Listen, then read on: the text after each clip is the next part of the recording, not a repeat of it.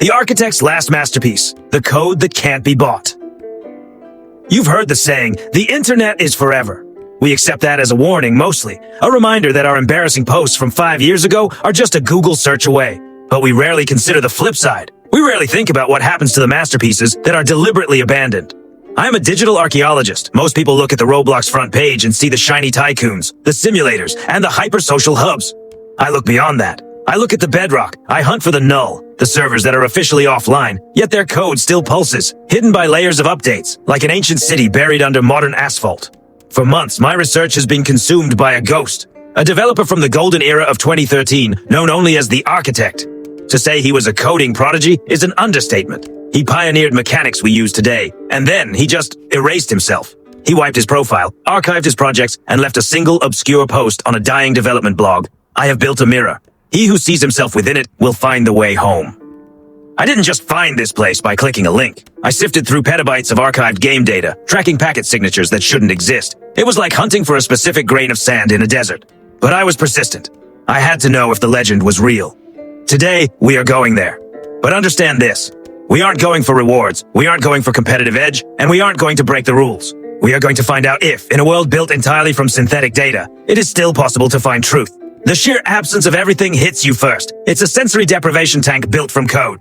There is no background music, no UI elements screaming at you to buy game passes, no leaderboard, and most unnervingly, no chat. You are truly, utterly alone. It feels sterile, clinical, almost like stepping into a sterilized operating room for the soul. As I start to walk, I realize the buildings aren't just solid geometry. If you stand close and look at the textures, you can see lines of Lua script etched into the white surfaces. This entire city is a mausoleum of deleted logic. I recognize some of these scripts. They are obsolete functions from 2010. Who wrote them? Why were they deleted? It forces a profound realization. How much effort do we waste on things that are purely temporary? We build empires and tycoons that we abandon in an hour. We grind for months for skins that a developer will delete tomorrow. The architect saw this futility. This whole place screams, it all turns to nothing in the end. I reach the city center. A massive pair of gates blocks the path. They are made of a metal that looks like gold, but doesn't reflect the black sky. It absorbs it.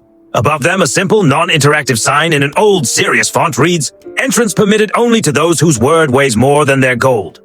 Near the gates is a terminal. It's not asking for a complex password, and there is no hidden key under a rock. It asks one single, devastating question. How many acts of kindness did you perform in this world when no one was watching?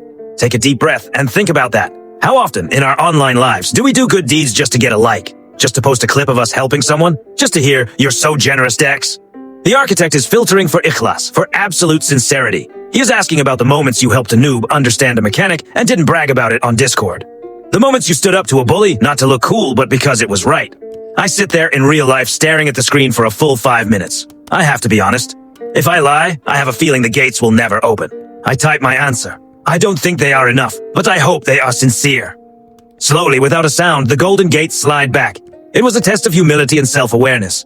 If I had entered a high number, the system would have known. Those who boast of their goodness have already been paid in full by the praises of people, and they stand empty before the truth. The next section seems almost like a classic obby. It's just a long hallway. The floor plates cycle through colors, red, blue, green. It looks innocent enough.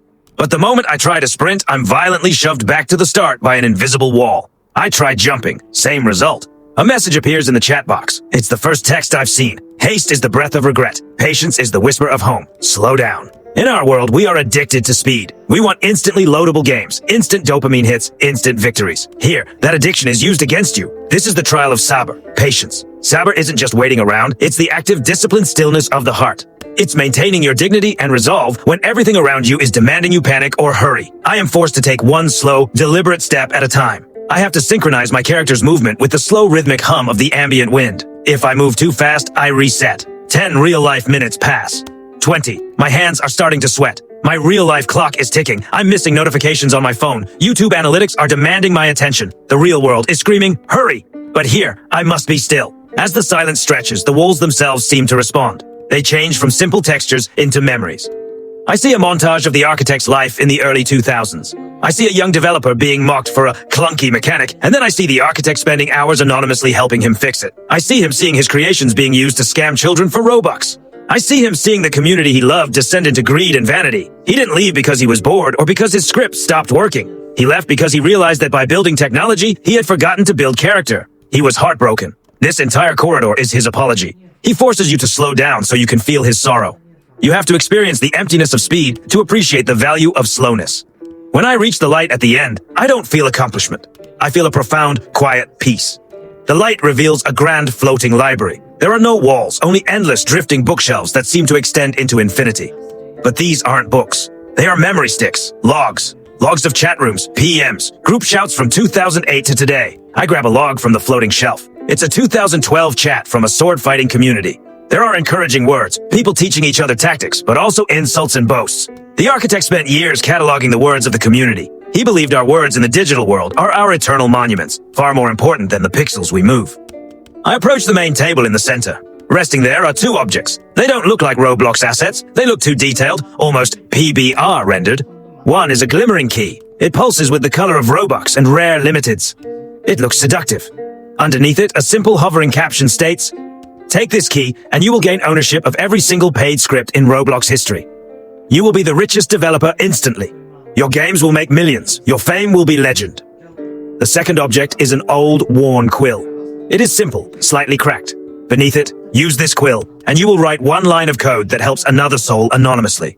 You will gain nothing, but the light you leave behind will never fade. This isn't a game mechanic. This isn't option A or option B for extra XP. This is a philosophical confrontation. This is the choice between the ego and sincerity. It's a test of whether you've truly learned the lessons of this journey. I look at the key, the voice in my head, the one that YouTube analytics trained, the one that wants to be the best, screams to grab it. I mean, think of the good I could do with all that revenue, right? It's a classic temptation, a rationalization of greed. But I know it's a trap. Real virtue is quiet. It requires clean means to achieve a good end. You cannot use arrogance to build humility. If you take the key for the sake of fame, you are already a prisoner of that fame before you even turn the lock. I chose the quill. As I reached for it, the glimmering key, along with the entire universe of instant wealth and fame it promised, disintegrated into worthless dust. The library around me faded away, the shelves and the code dissolving back into the null point. When the world settled, I was standing on a mountain peak. The ground beneath me was dark stone, but the sky, it was a brilliant static tapestry of every color and star conceivable. It didn't look like a texture, it looked like I was staring directly at the source code of creation. It was beautiful. An NPC materialized before me. He didn't have a catalog-ready outfit. No expensive headless head, no limited wings. He wore a simple, default gray suit. He looked at me, and although his face was the default face, I could feel a kindness from him that was palpable. He spoke, not in chat, but in soft, calm, on-screen text. "You have seen the mirror. Many came before you. Most chose the key. They built empires, but their foundations were made of pride, and they fell within a month. Their vanity consumed their virtue, and they became the noise they once despised. But you chose correctly." He didn't give me a sword or a crown. He didn't give me Robux. He didn't give me a rank. Instead, he handed me a simple block. A part with no special properties. It was labeled, "Keep this place pure." This wasn't a reward. It was a sacred trust, a stewardship. I was not the owner of this truth. I was its guardian. I had to protect this realization. The architect's voice spoke once more, its final echoed message. Real success is not what you carry in your inventory. It is what you carry in your heart after you have shut down the machine. The entire world began to dissolve around me. The mountain, the sky, the city, it was all returning to the great null point. The architect trusted me with the final lesson. The most valuable code in the universe isn't written in Lua or Python. It's written in how you behave when you believe no one is watching. I woke up. Well, I didn't actually sleep, but the screen flashed white, and I found myself in my default empty starter house. I looked at my inventory. There was no Friend of 404 badge. There was no ancient key. Just my standard items. In real life, I was sitting in my dim room. The clock said it was 4 a.m. Nothing in the physical world had changed, but something inside me had. I know it sounds cliche, but the world looked different. The flashing ads for free Robux games looked different. The donate me signs seemed so loud and desperate. I went to a generic social game just to test my new perspective. I saw a noob being bullied. Normally, I would have ignored it. This time, I PM'd him. I didn't announce it to the server. I didn't clip it. I just spent an hour talking to him, teaching him how to navigate the settings. And when he thanked me, I just said, "No problem." And that was enough. It was enough because I knew I had my architect's quill. The real code I'm writing now isn't scripted in Roblox Studio. It's scripted in how I treat my fellow humans. This video wasn't for everyone. It was for you. The teens, the adults, the ethical gamers who want more than just dopamine hits. If you made it this far, you are ready for a different kind of Roblox. Don't like this video just because YouTube told you to. If you truly liked it, go out and do something kind today. PM a noob and teach them something. Stiff arm a bully. Give someone an encouraging word and don't take a screenshot. That is the highest honor you can give this story. That is how you keep the mirror pure. Peace be upon you and your home. I'll see you in the next one.